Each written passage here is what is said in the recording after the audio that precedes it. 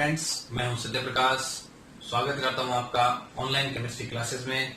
पिछली बार अपन ने पढ़ा था कोऑर्डिनेशन कंपाउंड क्या होता है। इस बार हम पढ़ेंगे कोऑर्डिनेशन कंपाउंड के अंदर कौन कौन सी चीजें आती हैं। तो ये आपका एक कोऑर्डिनेशन कंपाउंड था। पिछली बार अपन ने रिएक्शन करवाई थी, KCN की रिएक्शन करवाई थी FCN2 से। तो अपने को क्या मिला था? पोटेशियम फेरोसाइनाइड, जिसका फॉर्मूला था K4FeCN6। ठीक है। अब इसके अंदर मैंने बताया था, इसको अगर पानी में डालोगे तो पोटेशियम आयन अलग मिलेंगे और फेरोसाइनाइड ये आपको अलग मिलेगा। इसमें साइनाइड और Fe2+ ये अपना अलग से टेस्ट नहीं देंगे। अब इसमें देखिए, जो पोटेशियम है इसको तो अपन बोलते हैं आयनिक स्फीयर या फिर काउंटर आयन। ठीक है, क्योंकि यह अलग हो जाएगा पूरी तरह से। ठीक है, और जो स्क्वायर ब्रैकेट के अंदर आएगा या फिर बड़े ब्रैकेट के अंदर आएगा उसको हम बोलते हैं कोऑर्डिनेशन एंटिटी या फिर कोऑर्डिनेशन स्फीयर। क्या बोलेंगे? कोऑर्डिनेशन एंटिटी या फिर कोऑर्डिनेशन स्फीयर। जैसे इसके अंदर आप देख सकते हो, ये भी एक कोऑर्डिनेशन कंपाउंड है। ये जो बड़े वाला ब्रैकेट है ये क्या है? Coordination sphere. मैंने यहाँ पर इसको लिखा है कोऑर्डिनेशन एंटिटी। तो इन दोनों में से जो आपको पसंद हो आप वर्ड यूज कर सकते हो। ठीक है, अब जो Fe है और यहाँ पर कोबाल्ट है। ठीक है, Fe है और यहाँ पर क्या है? कोबाल्ट। इन दोनों को अपन क्या बोलेंगे? सेंट्रल मेटल एटम या फिर सेंट्रल मेटल आयन। ठीक है, यहाँ पे कोई भी कंपाउंड हो, कोई भी एलिमेंट होगा वो क्या होगा? सेंट्रल एटम या सेंट्रल मेटल एटम या फिर सेंट्रल मेटल आयन। ठीक है, जो Cn है और यहाँ पर NH3 है, इन दोनों को हम बोलेंगे लिगेंड। यहाँ पे कुछ भी हो सकता है, H2 भी हो सकता है, Cl भी हो सकता है, NH3 भी हो सकता है, कुछ भी हो सकता है। तो ये जो चीज होगी इसको क्या बोलेंगे अपन? लिगेंड। अब जितने लिगेंड है, ठीक है, तो वो उसका क्या है? उसका coordination number of ligands. Monodentate ligand वो अपन आगे बढ़ेंगे क्या होता है। नंबर ऑफ मोनोडेंटेड लिगेंड्स वो क्या होता है? उसका कोऑर्डिनेशन नंबर। तो यहाँ पर इसका कोऑर्डिनेशन नंबर 6 है और यहाँ पर भी इसका कोऑर्डिनेशन नंबर 6 है। ठीक है, और ये पूरा का पूरा क्या हो जाएगा? Coordination compound. ठीक है, अब यह चीज नेगेटिव भी हो सकती है, पॉजिटिव भी हो सकती है और न्यूट्रल भी हो सकती है।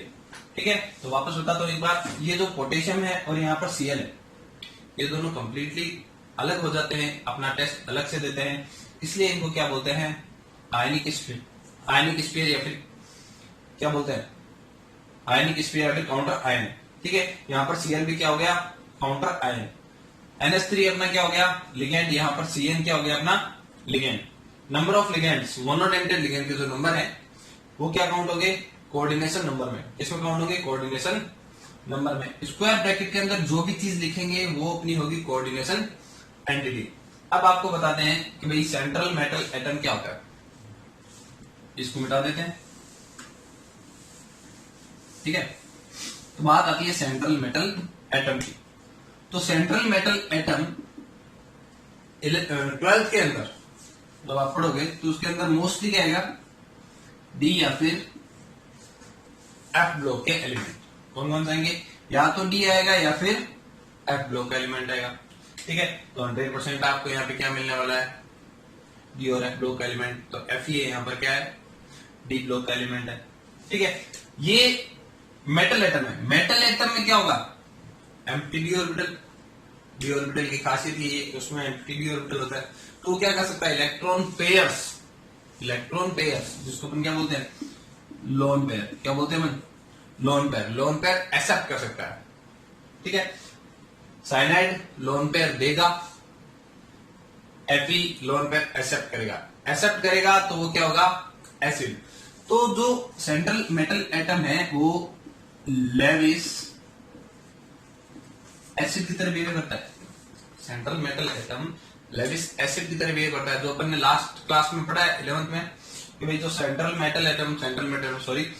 जो एसिड होता है लेविस एसिड, वो क्या करता है? लोन पेयर एक्सेप्ट करता है। तो यहाँ पर सेंट्रल मेटल एटम क्या कर रहा है? लोन पेयर एक्सेप्ट करेगा, ग्रहण करेगा, तो उसको क्या बोलेंगे हम? Lewis acid.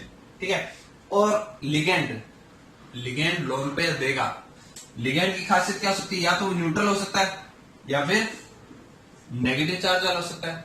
तो वो अपने लोन पेयर डोनेट करेगा।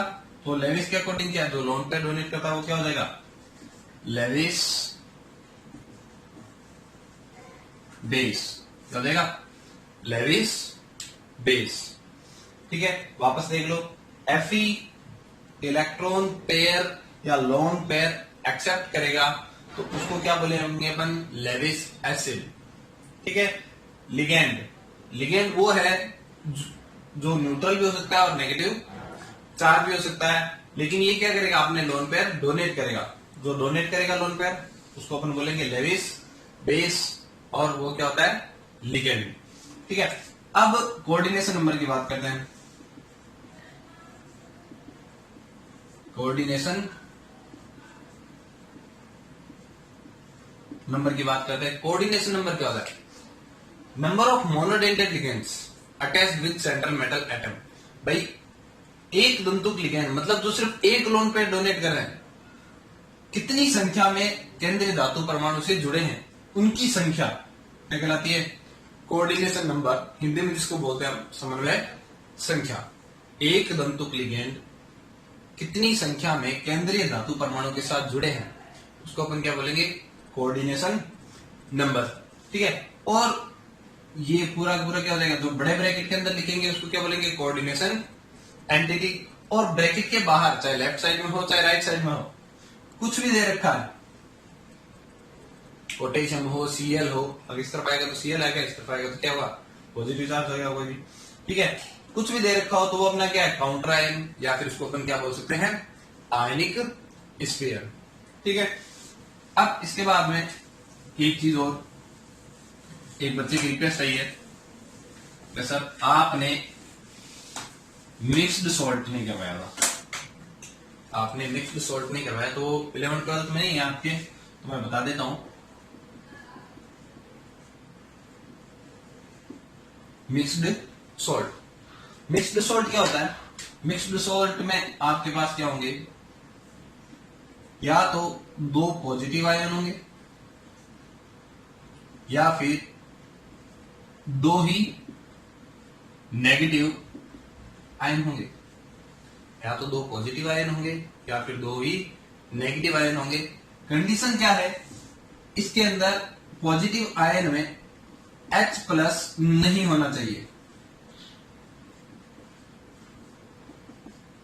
H+ नहीं होना चाहिए, और नेगेटिव आयन के अंदर OH- नहीं होना चाहिए, ये नहीं होनी चाहिए, ये दोनों चीजें नहीं होनी चाहिए। जैसे आपके पास आता है NaCO3, तो देखो ये एक मिक्स्ड सॉल्ट है, उसको आप सेपरेट करोगे तो क्या बनेगा, Na+A+ और CO3 2-। ठीक है भाई, जैसे डिसॉल्व करोगे आप पानी के अंदर तो आपको क्या मिलेगा, Na+A+ और CO3-। ठीक है, इसमें H+ नहीं है, तो ये क्या है, मिक्स्ड सॉल्ट है। ठीक है, अगर मैं यहां पे लेता हूं NaHCO3, तो ये पानी में डालने पर किसमें टूटेगा, Na+, H+ और CO3 2-। ठीक है, अब यहां पर क्या आ गया आपने, H+, मतलब यह मिक्स्ड सॉल्ट नहीं है, मिक्स्ड सॉल्ट नहीं है। कंडीशन पहले बता दी, H+ नहीं होना चाहिए।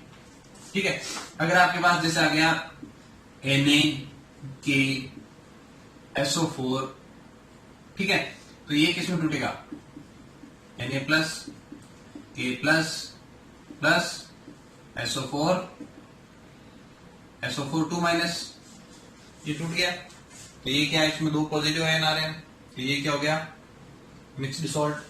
अब एक एग्जांपल और लेते हैं, जैसे PD, यहां पे लिख दिया OH और यहां पे लिख दिया Cl, तो यहां पे क्या रहा है, PD2+ plus OH- plus Cl-।